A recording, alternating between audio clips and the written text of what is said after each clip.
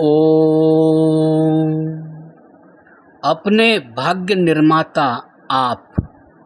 अध्याय तीसरा, फल भाग्य, खंड 3। यहाँ यह भी ध्यान रखने योग्य है कि अच्छे कर्मों का बुरा प्रभाव सत्य न्याय को न समझने वाले अज्ञानी स्वार्थी लोगों के द्वारा ही उत्पन्न किया जाता है। संसार में ऐसा वातावरण बना दिया जाता है कि लोग ऐसा समझते हैं कि अच्छे कर्म करने पर अच्छा फल नहीं मिलता। बुद्धिमान धार्मिक व्यक्ति तो इस बात को समझते हैं कि अच्छे कर्म का फल अच्छा ही मिलता है, अच्छे कर्मों का प्रभाव व परिणाम तो अच्छा ही होता है। इसलिए वे अच्छे कर्म करने वाले को अपना सहयोग व समर्थन देते हैं। वे बुरे कर्म करने वालों को बुरा ही समझते हैं। उनके प्रति कोई प्रेम, श्रद्धा, सम्मान उनके मन में नहीं होता है। ऐसे ही बुरे कर्म करने वाले व्यक्तियों को ईश्वर की ओर से तो सदा ही दुख, भय, ग्लानि, निराशा आदि ही प्राप्त होते हैं, लेकिन कई बार दूसरे पक्षपाती रागी व्यक्तियों से उनको सहयोग, प्रोत्साहन आदि भी प्राप्त होते हैं। प्रश्न: जानते हुए भी गलत कार्य में सहयोग देना, जैसे कि वकील अपने क्लाइंट को जो कि अपराधी है उसको बचाता है, तो क्या उसको भी कोई दंड मिलेगा? इसका उत्तर देने से पहले मैं एक स्पष्टीकरण कर देना चाहता हूँ। सत्य बताना मेरा उद्देश्य है। आपको सच बताऊंगा। आप खुश हो, नाराज हो, इसकी जिम्मेदारी मुझ पर नहीं है। हमारे शास्त्र में लिखा है कि जो सन्यासी झूठ बोलता है वह नरक में जाएगा। मैं कर्मफल की बात कर रहा हूँ और मैं जानता हूँ कि किस कर्म से कैसा फल मिलता है। ये पहले बताया जा चुका है कि एक प्रकार के कर्म है कृत कर्म, अपने हाथ से स्वयं कर्म करना, उसको कृत कर्म कहते हैं। दूसरा है कारित कर्म, दूसरे से आदेश देकर कार्य करवाना। तीसरा है अनुमोदित कर्म, दूसरे के कार्यों का अनुमोदन करना। इस प्रकार ये 3 प्रकार के कर्म होते हैं: स्वयं करना, दूसरे से कराना या समर्थन करना। वकील साहब अगर यह जानते हैं कि यह व्यक्ति अपराधी है और वो स्वयं आकर स्वीकार करता है कि साहब मैं अपराध करके आया हूँ, मुझे दंड से बचाओ, इसलिए अब यदि वकील उस अपराधी को बचाता है तो यह उसका अनुमोदन है। अपराधी का तो कृतकर्म है और वकील जो उसे बचा रहा है दंड से, सरकार से, वो उसके पाप कार्य का अनुमोदन कर रहा है कि तुमने जो भी किया ठीक है, कोई बात नहीं, मैं तुमको बचाता हूँ। यह जो प्रश्न है कि जो वकील न चाहते हुए भी अपराधी को बचाता है, उसे दंड से बचाता है, तो क्या वकील को दंड मिलेगा? उत्तर है जी हाँ, दंड मिलेगा, क्योंकि हमारे शास्त्रों में 3 प्रकार के कर्म बताए गए हैं: स्वयं करना, दूसरों से करवाना और समर्थन करना। अपराधी को बचाना, उसका समर्थन करना कहलाता है, इसलिए उसका दंड मिलेगा। वकील का कर्तव्य कानून के प्रति है, उसके सम्मान और गरिमा को बनाने के प्रति है, उसको लागू कराने के प्रति है, उसका हनन करने, करवाने या अनुमोदन, समर्थन कराने के प्रति नहीं। इसलिए जैसे अपराधी को दंड मिलना चाहिए, ऐसे ही उसको बचाने वाले उसके वकील को भी दंड मिलना चाहिए। जब अपराधियों को जेल होती है साल 2 साल की, तो उसके वकील को भी जेल होनी चाहिए। अगर 2 साल वकील को भी जेल हो जाए तो फटाफट अपराध बंद हो जाए। जब अपराधी को दंड मिलेगा, उसके वकील को भी दंड मिलेगा, तो या तो ये वकील लोग अपराधियों को बचाना छोड़ देंगे, निर्दोषों को ही बचाएंगे और अपराधियों को जेल में डलवाएंगे, या तो ये धंधा ही छोड़ देंगे। भाई, ये झूठ जिताने वाला, अन्याय की विजय करवाने वाला काम क्यों करते हो? कोई कपड़ा बेचो, मिठाई बेचो, कोई और दूसरा काम करो। मेहनत से अच्छा ईमानदारी का काम करो।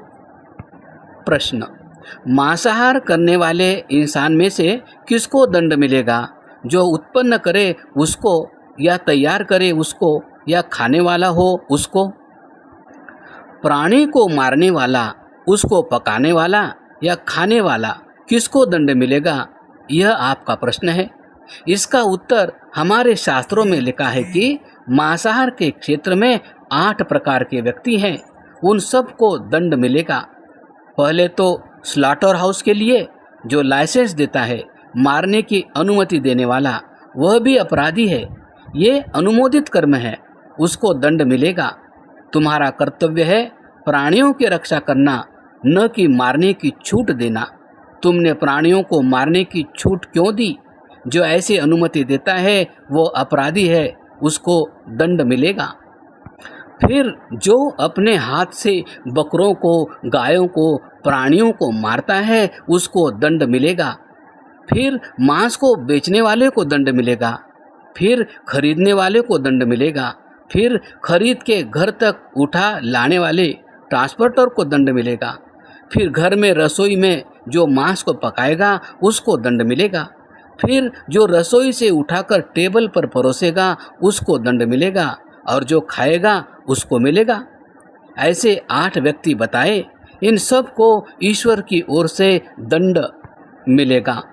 गलत काम करना और उसमें सहयोग करना ईश्वर की दृष्टि में यह सब अपराध है। प्रश्न, घर का स्वामी घर के शेष व्यक्तियों को जब खिलाता है तो फिर वह अकेला दोष का भागी क्यों होगा? क्योंकि घर के शेष व्यक्ति केवल भोक्ता है, आश्रित है, स्वयं कर्ता नहीं है। फल केवल कर्ता को ही मिलता है, यह कहा गया है। इसलिए उनको भोग करते हुए भी फल नहीं मिलेगा। ऐसा होने पर भी एक बात और इस विषय में ध्यान देने योग्य है कि परिवार के सदस्य बुद्धिमान तथा धार्मिक हो और उनको इस बात का ज्ञान भी हो कि हमारा स्वामी घर का भरण पोषण करने वाला अनैतिक कार्यों, चोरी, झूठ, रिश्वत आदि के द्वारा हमारा भरण पोषण कर रहा है, तो उनका कर्तव्य है कि वे उसको उस कार्य से रोकें, अपना विरोध दर्शाएं, उस कार्य को समर्थन न करें। यदि वे ऐसा करते हैं तभी वे दोष से बचेंगे, यदि नहीं तो मुख्य स्वामी के बुरे कर्मों का समर्थन करने से वे भी कुछ अंश में पाप के भागी होंगे और ईश्वर से दंड प्राप्त करेंगे। प्रश्न, हमारे से छोटे जीव जंतु जैसे कीड़े मकोड़े या मच्छर अनजाने में मर जाते हैं, वो हम नहीं करना चाहते फिर भी हो जाता है, तो उसके लिए हमको क्या करना चाहिए और क्या इस कर्म की हमको सजा मिलेगी? अपनी ओर से जहाँ तक संभव हो सावधानी का प्रयोग करें। अगर आप सड़क पर चल रहे हैं, फर्श पर चल रहे हैं, तो आप घर पर तो देख सकते हैं। पाँव बचाकर चलें, चींटी न मरे, इतनी सावधानी हम घर पर तो रख सकते हैं। और आप कार में चल रहे हैं तो कार में तो नहीं ध्यान रख सकते कि कोई चींटी आ रही है या मेंढक आ रहा है, वो तो पिस ही जाएगा। चलो वो मजबूरी की बात है। जहाँ हम नहीं बचा सकते वो अलग बात है, पर जहाँ हम बचा सकते हैं, जहाँ प्राणियों को बिना मारे काम चल सकता है, वहाँ न मारे, प्राणियों की रक्षा करें। अगर एकदम से पाँव के नीचे या कार के नीचे, बाइक के नीचे या जैसे भी मजबूरी में कहीं कोई मर जाता है, अनजाने में हो गया, न चाहते हुए भी हो गया, अन्याय हो गया, पाप हो गया, उसका हमको दंड तो मिलेगा। इतना अंतर जरूर है कि जानबूझकर गलती करेंगे तो दंड अधिक मिलेगा, अनजाने में करेंगे तो दंड कम मिलेगा। हमारे हाथ से हुआ इसलिए हमको दंड मिलेगा, तो सावधानी रखें, जहाँ तक हो सके वहाँ तक बचें। यह भी ध्यान रखें कि रोगी, गरीब, अनाथ, दुखी व्यक्तियों को तन मन धन से सहायता करके उनके दुखों को दूर करने का प्रयास करना ईश्वर के न्याय में हस्तक्षेप नहीं है, क्योंकि ऐसे व्यक्तियों की सहायता करके उनके दुखों को दूर करना परमात्मा ने वेदों में प्रत्येक समर्थ व्यक्ति का कर्तव्य बताया है। ईश्वर ने जो अंधे, लूले, लंगड़े, निर्धन, अज्ञानी बनाए हैं, उनका दंड उनको ऐसा बनाने तक ही सीमित है। लंगड़े व्यक्ति की चिकित्सा करके उसे ठीक करना परमात्मा की फल व्यवस्था में हस्तक्षेप नहीं, अपितु पुण्य का अर्जन है। वृक्ष आदि को काटने से हत्या का पाप नहीं लगता है। यदि अच्छे हरे भरे वृक्ष आप फालतू में काटते हैं तो दोष लगेगा। अगर आपको लकड़ी चाहिए जलाने के लिए, फर्नीचर के लिए, तो जो पुराने जर्जर पेड़ हैं, बूढ़े, कमज़ोर, मरने की तैयारी में हैं, उनकी लकड़ी काट लो। 10 पेड़ काटो, 50 नए लगाओ, ताकि पर्यावरण को नुकसान न हो, पर्यावरण संतुलन ठीक बना रहे और हमारा काम भी चलता रहे। जानबूझकर गलती करने वाले को अधिक दंड। कर्मफल का एक नियम यह है कि अगर अनजाने में गलती की जाएगी तो दंड कम मिलेगा और जानबूझकर गलती की जाएगी तो दंड ज़्यादा मिलेगा। आप कम जानते हैं, मैं आपसे अधिक जानता हूँ। आप झूठ बोलेंगे तो आपको थोड़ा दंड मिलेगा, मैं झूठ बोलूँगा तो मुझे आपसे कई गुना दंड मिलेगा। इसलिए मैं तो सच्ची बात पढ़ाऊँगा, वेद की बात पढ़ाऊँगा। तो वेद में लिखा है कि जो गलती करेगा उसको दंड मिलेगा। जिसने हम पर अन्याय किया, चाहे माता की भूल से हुआ, चाहे पिता की भूल से हुआ, चाहे गुरु, टीचर, पड़ोसी, कोई भी, चोर, डाकू आदि ने जितना दुख हमको दिया उतना उसका अपराध है, उस अपराध का उसको दंड मिलेगा। अन्याय का दंड चाहे समाज दे, राजा दे, सरकार दे, ईश्वर दे, जो भी दे, कोई न कोई उसको दंड देगा। अपराध का दंड समाज ने नहीं दिया, राजा ने नहीं दिया, तो अंत में ईश्वर जरूर देगा, वो नहीं छोड़ने वाला। हम किसी पर अन्याय करेंगे तो ईश्वर हमको दंड देगा, कोई दूसरा हम पर अन्याय करेगा तो ईश्वर उसको दंड देगा, अन्यायकारी को दंड मिलेगा। मनुष्य अन्य प्राणियों की तुलना में अधिक सुखी है। मनुष्य क्यों ज़्यादा सुखी है? उसके पास भगवान की दी हुई स्पेशल 4 चीज़ें हैं। ये 4 फैसिलिटीज़ है जो और प्राणियों को लगभग नहीं दी गई है। सबसे पहली सुविधा है बुद्धि। जैसी बुद्धि मनुष्य के पास है वैसी किसी और प्राणी के पास नहीं है। आप MSc करते हैं, M.Tech करते हैं, CA करते हैं, MBA करते हैं, PhD करते हैं, अच्छे अच्छे स्कॉलर बन जाते हैं, ऊंची ऊंची डिग्रियां प्राप्त करते हैं, IPS, IAS बन जाते हैं, अच्छे पोस्ट पर बैठते हैं, खूब अच्छा खाते पीते हैं, खूब एयर कंडीशन में मज़े से सोते हैं, कितना सुख भोगते हैं। किसी घोड़े ने आज तक PhD की है? किसी कुत्ते ने आज तक टेलीफोन बनाया है? किसी अन्य प्राणी ने आज तक बुद्धि का कोई विकास नहीं किया। वे करोड़ों साल से ऐसे के ऐसे ही जी रहे हैं। मनुष्य के पास इतनी अच्छी बुद्धि है कि इससे वो बहुत अच्छी प्रगति और विकास करता है। खूब पढ़ लिख के बुद्धि का विकास कर सकता है, अच्छे काम करके सुख से जी सकता है। सुख का कारण है बुद्धि। जिस मनुष्य की बुद्धि अच्छी और अधिक होती है वह सुखी रहता है। जिसकी बुद्धि खराब और कम होती है वह दुखी रहता है। इसी प्रकार से बाकी प्राणियों में तो बुद्धि कम है, इसलिए वे उतने सुखी नहीं हैं, उनकी बहुत सी समस्याएं हैं। ऐसा नहीं कि पशु योनि में बुद्धि नहीं है। मनुष्यों के पास जैसी जितनी बुद्धि है और पढ़ लिख कर मनुष्य जितनी बुद्धि का विकास कर सकते हैं, ऐसी बुद्धि अन्य प्राणियों के पास नहीं है और वो इतना विकास नहीं कर सकते जितना कि मनुष्य कर सकता है। इसका अर्थ हुआ कि पशु पक्षियों, कीड़ों मकोड़ों में भी बुद्धि है पर कम है। इतनी कम बुद्धि के आधार पर वो अपना जीवन चला लेते हैं। पशु पक्षियों के छोटे छोटे बच्चे होते हैं, वे उनके प्रति राग रखते हैं, उनको खिलाते पिलाते हैं, उनकी रक्षा भी करते हैं, अपनी रक्षा भी करते हैं। इतना काम वो कर सकते हैं, इतनी बुद्धि उनमें है। दूसरी सुविधा है बोलने के लिए भाषा। जैसी भाषा हम मनुष्यों की है, क्या ऐसी भाषा और किसी प्राणी के पास है? हमारा सिर दुखता है तो हम डॉक्टर साहब से कहते हैं, डॉक्टर साहब हमारे सिर में दर्द हो गया है, कुछ कीजिए। वो हमारी भाषा सुन के ही समझ लेते हैं कि इसको क्या समस्या है, और एक गोली देते हैं तो दर्द 2 घंटे में ठीक हो जाता है। कुत्ते का सिर दर्द होता है तो क्या वो बोल सकता है? गाय का पेट दर्द होता है तो क्या गाय बोल सकती है? वो बेचारी दुखी परेशान होती रहेगी। मनुष्य अपना भी सुख बढ़ा लेता है और दूसरों का भी। दूसरे प्राणियों के पास भाषा की सुविधा नहीं है। यह सुविधा नहीं होने से वे सारे काम नहीं कर पाते हैं। तीसरी सुविधा, कर्म करने के लिए 2 हाथ मनुष्यों के पास हैं। 2-4 प्राणियों के पास और हैं। ऐसे हाथ बंदर, वनमानुष, चिंपैंजी और गोरिल्ला के पास है। बाकियों के पास ऐसे हाथ नहीं है। इन हाथों की सुविधा से हम सारा काम अच्छी तरह से खुद कर लेते हैं।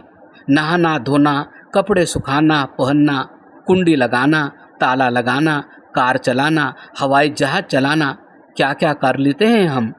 बेचारे दूसरे प्राणी खड़े हैं। गौशाला की कुंडी लगी हुई है तो अब बेचारी गाय कुंडी खोलकर अंदर जा नहीं सकती। आदमी के पास हाथ है, फट से कुंडी खोलेगा, अंदर जाएगा, मजे में एसी लगाएगा और सो जाएगा। मनुष्यों के पास कितनी अच्छी सुविधा है हाथ की, और दूसरे प्राणियों के पास ऐसी सुविधा नहीं है। बंदर के पास, वनमानुष के पास हाथ तो जरूर है, पर उनके पास बुद्धि नहीं है। लाखों साल से वे पेड़ों पर ही कूद रहे हैं। आज तक बंदर ने अपना घर नहीं बनाया, और मनुष्यों ने कितने 100 मंजिल के मकान बना लिए। इस हाथ की सुविधा से क्या क्या चीज़ें बना ली। बंदर आदि के पास हाथ होते हुए भी न जैसे ही है, वे तो बुद्धि के अभाव में उसका लाभ नहीं उठा पाते। अब चौथी सुविधा है कर्म करने की स्वतंत्रता। कर्मफल की यह चौथी सुविधा है।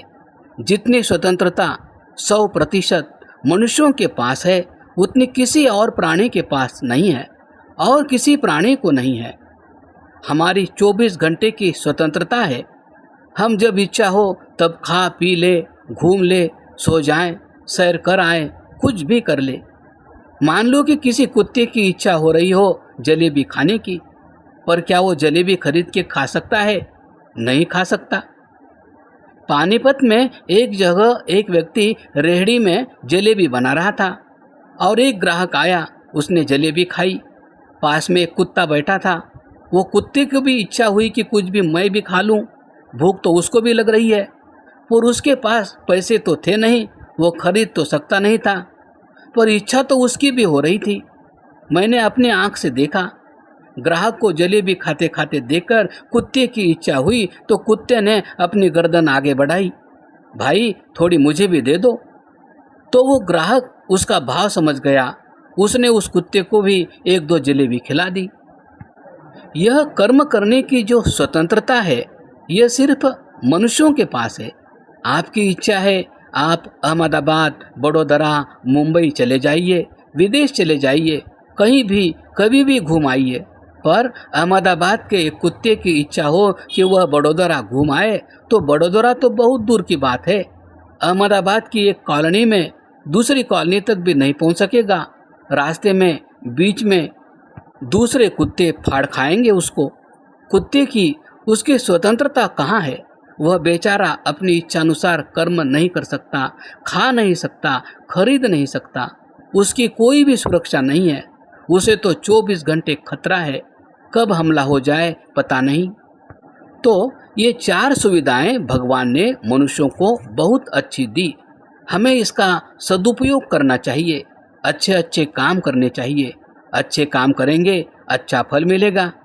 यदि हम सकाम कर्म करते हैं तो उसका फल जाति, आयु, भोग के रूप में मिलेगा।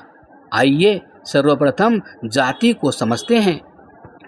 अगले जन्म में मिलने वाला पहला फल जाति है। जाति का मतलब है शरीर। मनुष्य का शरीर, गाय का शरीर, घोड़े, कुत्ते, बिल्ली, हाथी, बंदर, मच्छर, मक्खी, सूअर, वृक्ष आदि किसी का भी शरीर, यह है जाति। जाति एक बार जन्म से मिल पाई तो मृत्यु पर्यंत वो बीच में नहीं बदलती। जाति तो निश्चित है।